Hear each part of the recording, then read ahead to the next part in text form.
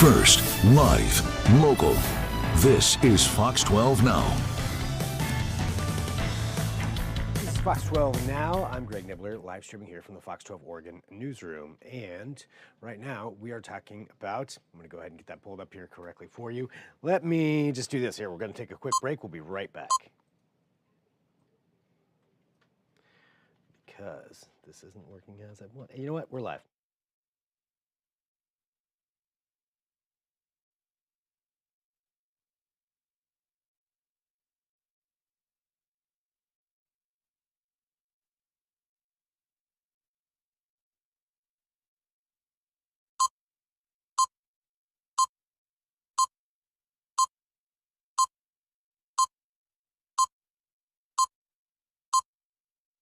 First, live, local. This is Fox 12 Now. Hello, everyone. This is Fox 12 Now. Thanks for joining us. I'm Greg Nibbler. I appreciate you being here. We are live streaming out of the Fox 12 Oregon newsroom. And of course, there is a big game coming up this weekend. One of them involves the Seahawks and the Patriots. Another one involves veterans, and that is what we're going to be talking about, the Disabled American Veterans Bowl, which is a matchup between veterans themselves and actually veteran NFL players. And the whole premise is both of them coming together to understand some of the things that each of them goes through and to help other people out there who are also in need, whether that's physically or mentally. And I got to speak to two of these gentlemen, Robert Gallery, who's a former NFL player for both the Patriots and the Seahawks, coincidentally. He was on both of those squads in addition to others, and BJ Ganem, who is an American veteran. So both of these gentlemen discuss what's coming up, why it's important, and just something else to think about. And this game is going to be taking place on February 7th. It's a flag football game, but let's go ahead and listen to what they have to say. First off, thanks to both of you, for joining us here to talk about this. And I wanted to, if we could just start off, maybe give everybody an explanation of what this is, of what the bowl is, and why it got started. So this is a fun, entertaining, and inspiring flag football game between military veterans like myself and NFL legends like Robert Gallery. Started back in 2011. A good friend of mine, Chris Visser, was a longtime sports producer, wanted to showcase amputees. And he had a lot of NFL friends that were willing to show up for us military. And we started it before the Super Bowls and did a few games off Super Bowls, and it really caught on. And we really learned like how similar the veteran experience once we leave service was to our NFL brethren. I mean, we all worked so hard to become the elite professionals that we were in the military and in athletics. And then once you take that uniform off, you lose that locker room, that sense of community, and you're battling some physical and mental injuries, especially with the TBIs that they have in the football and that we had in the military.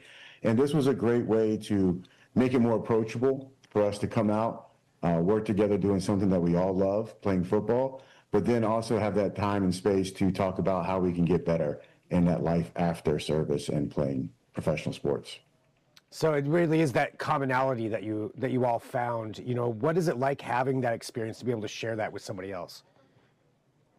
It's great because before all of this, when I was struggling with the effects of TBI that I had with the depression and sitting, by myself, you feel like you're alone. You feel like you're the only one, going through these things and these things that my TBI was causing with the suicidal thoughts and all this dark stuff. I felt I was the only guy out there. So this shared experience and the healing I found with psychedelic assisted therapy with Ibogaine was with a bunch of veterans, and we talked about the same things, and with alcohol abuse and depression and all these things, and it showed that we're very similar, right? And we go through the same things, and we all think we're just suffering alone. So it's brought a sense of community and knowing that others are going through it, and that us as people that others look up to, the military and obviously our professional sports teams, that it's okay to talk about it. It's okay to struggle. It's what you do after that. Yeah, and just having somebody else to bounce that off of, I would imagine, would be great. And that's, you all doing this in this public aspect, I'm sure is very beneficial to people too, though, who are at home going through this same kind of thing and don't feel that sense of connection or have somebody to talk to. Have you heard from people, about that aspect of it, about just what this brings to the awareness? Absolutely. When I started Athletes for Care, which we have been up and running for just over probably a half a year, we've got many outreach emails from different athletes who heard my story and were like, "Holy cow, that is me." You know, and I said that to the military veteran I reached out to at Vets, Marcus Capone, when I said it, I sounded like you on that podcast, and so to receive those calls and then to help these people, guys and gals, find healing, and then to get that call and be like, I didn't know I had didn't have to suffer the rest of my life. It's very uplifting, and I know it's needed, and that's why it's okay for me to talk about those dark times and bring that back to light, even though my family has to relive it. For the game itself, you mentioned it's flag football. Can you tell us how that all works? You know, as far as, Yeah. I'm going to be honest. I mean, it seems like there would be an advantage on one side. You know, not that the veterans aren't going to Sure. be tough as well, but you know.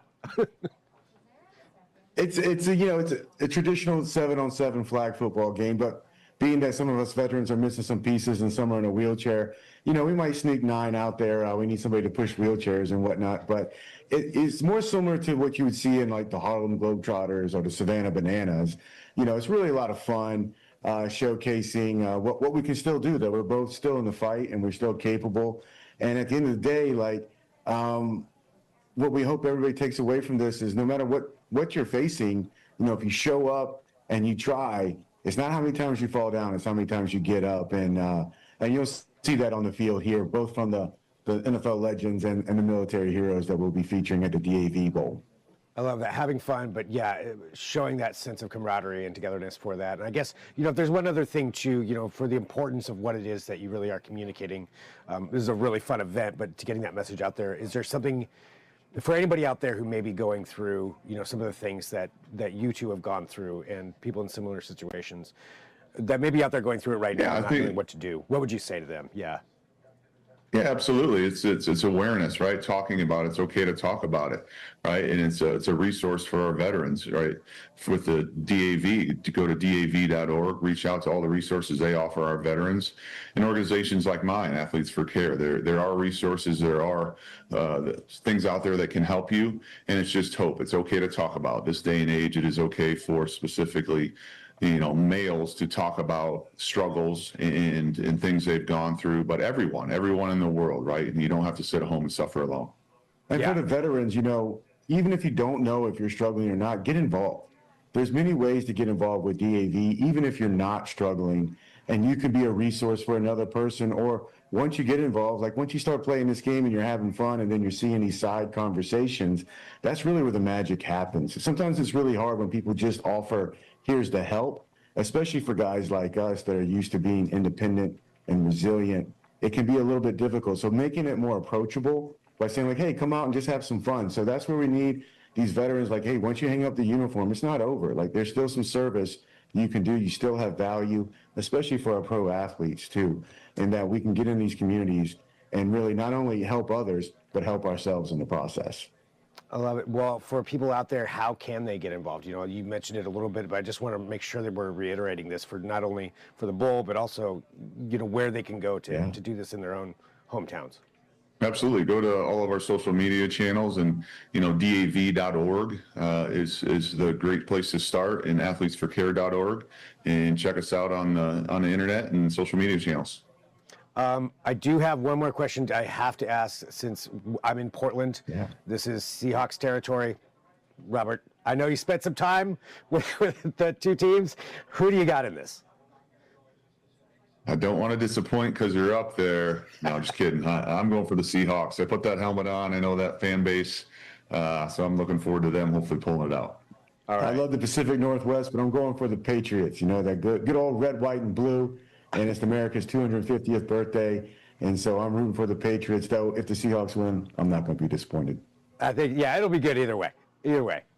Yes, sir. All right. Well, you guys, thank you very much for joining me. Just everything that you're doing too, both what you've gone through and to get to where you are now, but for helping all these other people out there who are going through this, and just how important, it's really important work. And so thanks to both of you for having time to talk to me here too. Well, thanks for giving us the opportunity to get this word out. It really helps us achieve the mission that we're trying to accomplish. Appreciate it. Yeah, thanks, guys. All right. As I mentioned there, big thanks to BJ and Robert for joining us on there. And for everybody who's been watching here on Fox 12 Now, we've had a lot of things that we've covered here today.